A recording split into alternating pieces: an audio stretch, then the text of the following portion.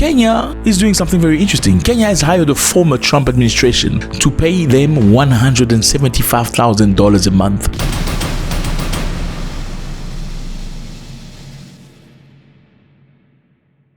Africans always talk about independence and freedom and all that stuff. They come together and make a lot of noise. Africa gotta be free. This is not time for neocolonialism. This is not time for slavery. We are stronger now. We are independent. But practically, it's just a lot of crap. I'm sorry. Africans talk a lot of crap with each other, you know? I mean, who goes back to the person who persecuted him in the past? I mean, who does that? The president of Senegal went back to France after he chased French people from his soil. French soldiers, French military commandment were closed in Senegal. You know, France had been stationed in Senegal for almost 400 years, for many, many years. Now, a couple of months ago, this is a brand new president. He told France, you need to take your people and go back to your country because we can't have you here. They took their stuff and they left. The French were very angry. Emmanuel Macron, matter of fact, was very angry. Look at what he said. Listen. I think they forgot to thank us. It's okay. It will come with time, in gratitude. I know that firsthand. It's a disease that cannot be transmitted to humans, but I say this for all the African leaders who didn't have the courage to face up to their public opinion. None of them would be with a sovereign country today. If the French army hadn't deployed to this region... He said African people are ingrate. They're ungrateful. They should thank France for having countries because without France, they probably would have lost these countries to terrorists. Is this true? Well, African people came back. Some president said to him, listen, you must remember, it's because of our people that your country is not within the end of Germans right now. He was talking about how Africans helped France fight against the Germans during World War II. Is it true? Yes, Africans did a great job against Germany, winning for France. Now, a couple of days later, the same president went to France and have a discussion with France, discussing about, you know, what are we going to do together and stuff like that. Shouldn't you as a person, when you want to be free, like you want to free yourself and do your own things, you just freed yourself a couple of months ago, now you're going back to France? I don't know, maybe I'm wrong. Maybe you need to have collaboration with France. Maybe not. I don't know. What do you think about that? With President Emmanuel Macron, we agreed to give new impetus to cooperation between our two countries. Without this ambition, we would not be able to achieve anything together. Do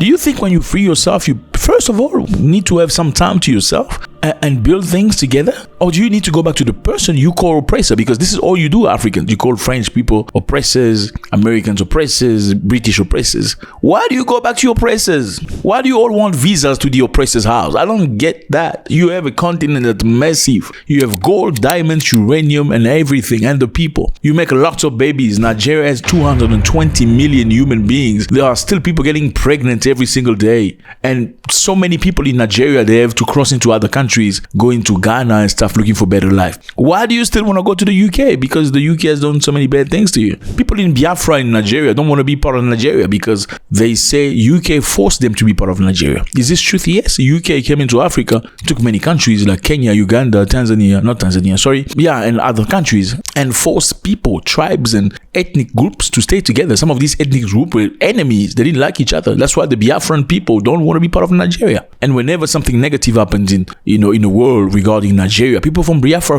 they want to pull themselves apart. We're not part of this bullshit. We don't want to be part of this. Why do you go back to your oppressor? I'm asking, are they really oppressors or you just are like, why? Are they really oppressors or you just liars? Well, Kenya is doing something very interesting. Kenya has hired the former Trump administration to pay them $175,000 a month. Let me repeat myself. Kenya has hired a former Trump administration official to lobby in Washington, in favor of Kenya. $175,000 a month. That is what this American person would get. Nairobi has signed a deal with a company named Continental Strategy. Who are they? Lobbying firm founded by Carlos Trujillo, a former U.S. ambassador to the Organization of American States and a close ally to U.S. President Donald Trump. They're going to pay him $175,000 a month, plus expenses, travel to Nairobi, and many other things. Why can't Africans just do African things? I'm asking. Are we lying to each other? Like all these rhetorics about freedom and stuff. Why do you pay somebody $175,000? Let's just continue first so you can understand. Now, who is Kenya paying? Kenya is paying Continental Strategy LLC, a US-based lobbying firm led by Carlos Trujillo, a former administration official. This company role will be lobbying at the federal level, engaging directly with US policy makers and advocating for Kenya interest in trade, security, and diplomacy. So these people are going to advocate for Kenya with US policy makers with regard to trade, security, and diplomacy. So look at Kenya on the map. This is Kenya right here on the map. Look at America. You see the distance? Kenya needs to pay somebody $175,000. He's American. So this person can go speak to the policy makers in the United States. So the United States of America can have a good heart toward Kenya. And y'all talking about independence. What independence do you have? I mean, President of Kenya, William Ruto, when he came into power, I mean, the man was brave. We all loved. We still love Ruto. When he came into power, he was like, why do we need to use the US dollars? If you want to go trade with Somalia and Ethiopia, why do you need the US dollars so we can do our trade? We can pay with our own money. Traders from Kenya selling to Djibouti have to look for US dollars. How is US dollars part of the trade between Djibouti and Kenya? Why? That's Ruto speaking. Okay, that's the man speaking. Before, when he first started, I don't know, was he in power already? I don't know. Why do you need US dollars? Because did you know that for you to buy things from an African country to another African country, you gotta use US dollars in most cases? Why is the US dollar part of the deal?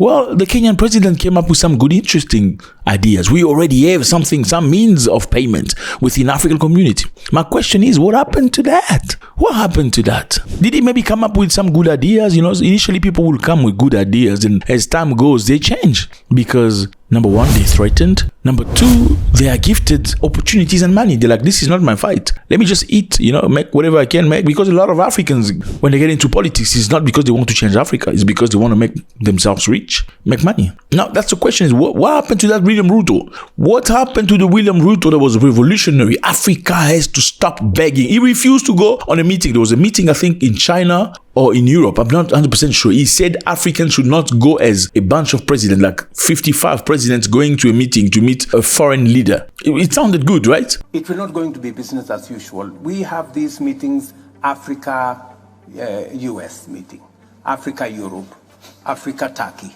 We have made the decision that it is not intelligent for 54 of us to go and sit before one gentleman from another place. We should delegate maybe 4 people to go and represent Africa. That's what he said. It sounds great. Well, there was a meeting, I'm not sure which country it was, where many African countries' presidents went. He refused to go. I think it's Russia. He refused to go. He stayed behind. Where is that Ruto now? Who need to pay $175,000 to somebody to go and influence lawmakers, to the Senate of the United States of America. So, no, don't worry about Kenya. They are our friends. Don't punish them too hard. Give them money. Keep paying money to these Kenyan soldiers that are in there. What has occurred? William Ruto brought in the British king. They rolled, the red carpet for him. They clapped them hand for him. And Julius Malema was very angry. The Kenyan army is a product of the Mau Mau rebellion.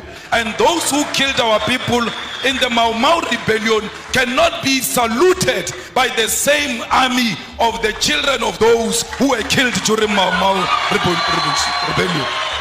Malema said, why? Why do you roll a red carpet to this person? Because the British unalived many Kenyans. Hundreds of thousands of Kenyans were unalived by the British back in history. Why do you need all that? Have they recognized the negative things they've done in Kenya? No. Have they said, we're sorry for the bad things we've done? We're going to give you some compensation for that? I mean, in any case, in Africa, when they say some sort of sorry, they don't give money with it. And why is that? Julius Malema was saying, well, guess what happened? The Kenyan supporters of William Ruto, which I can completely understand, they have a salary, they got very angry at Malema, started insulting him. This is not South Africa. You must go back to your country. Go back to your country.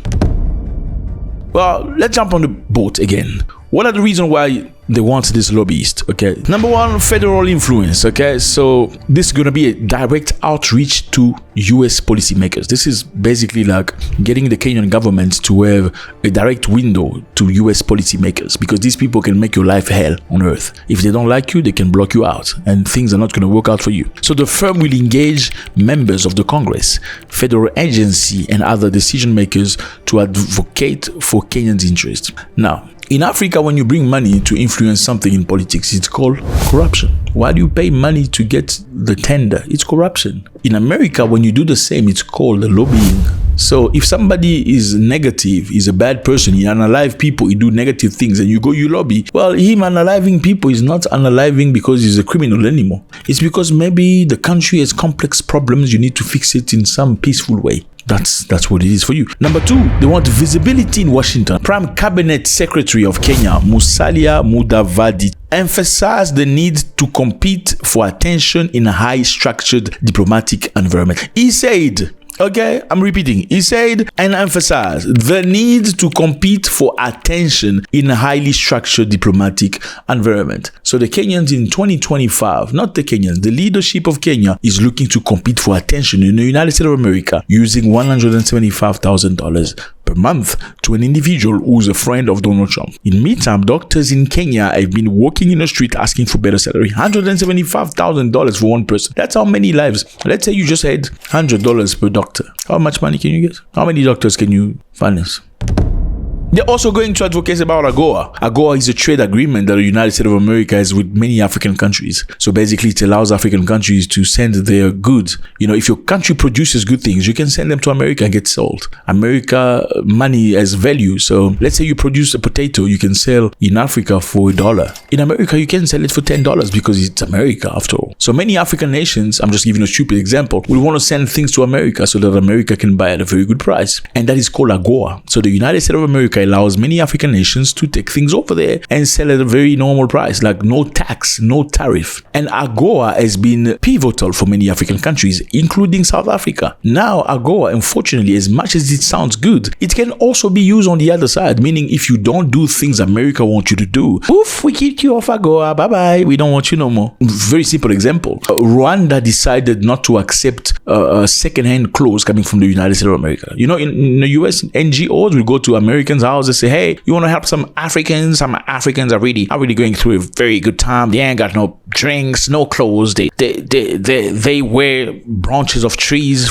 to hide their little winkies. Please, you want to send some Africans some, yeah. And some of you guys with good hearts, you know, oh, let me help some Africans. They ain't got no water and stuff. Well, the clothes come to Africa into big sacks. It's not for free like the NGOs promised. They sell it to Africans. It's a big market, multi-million dollars market to the United States of America. Well, Rwanda and Uganda said, no, we don't want these clothes anymore because we cannot develop our own textile industry because we are accepting these stuff that are very cheap from the US. Sometimes are good, sometimes they have shit inside. People shit inside the sand. I mean, yes, it's a reality. They send even underwears. Some people that are very poor will buy them, therefore making it almost impossible for the local textile entrepreneur to sell because these things are very cheap. Well, you know what happened to Uganda and Rwanda? Well, they sanctioned them. The US say, you know what? You're not going to be part of some of the deals that we have because you don't want to accept our stuff. Well, we want you to develop, but we don't want you to develop your textile industry because we're sending you things that we ask for free at American household and we sell it to you. That's what it is. That's AGOA for you. They kicked many people out of AGOA. You know, like Zimbabwe has been kicked out of AGOA. They're not part of AGOA. Zimbabwe's crime was to claim the land from the white man, saying we want our land back. We want to do our own culture. How about we share the land? White people, descendants of British, refused to do so. They say they want to be paid for the land. Well, the president of Zimbabwe had an agreement, Lancaster agreement with the British, say we don't want to take the land by force. Therefore, you need to pay us for the land so we can live. We can pay these people. Britain accepted initially to pay Zimbabwe money so Zimbabwe can pay the British people that live in Zimbabwe so they can slowly free the land. Then when Tony Blair came into power, they said, no, we're not paying you no money. We owe you nothing. We owe you fuck all. And that is when Zimbabwe decided to take the land by force. And after that, guess what happened? They kicked them off all these system, SWIFT, nothing is functioning and stuff like that. My question again, fellas, are Africans free? Is there an African nation that is free? South Africa is struggling right now, battling with the United States of America, trying to get the deal, trade and whatever, which I can completely understand. The president's being matured. I want to ask you a question. Do you think the president of South Africa is just acting in a way that is inappropriate? Or do you think he's being matured in trying to save his people so that the collapse is not too hard? Because if America drops South Africa, it's going to go poosh. Now, if you know somebody can manipulate your economy and your system by his decision, why do you continue feeding them like Kenya is doing right now, paying $175,000 to a person so he can lobby? So when that person is angry, say, no, this money is not enough, I want more. How about Africans working with each other, trying to create trade with one another so they can progress and grow and actually be independent? Let me know how you feel about this. It's always a great pleasure. Please drop your comment. YouTube say you don't drop comment, but we want you, we like you here. Please drop the comment. God bless.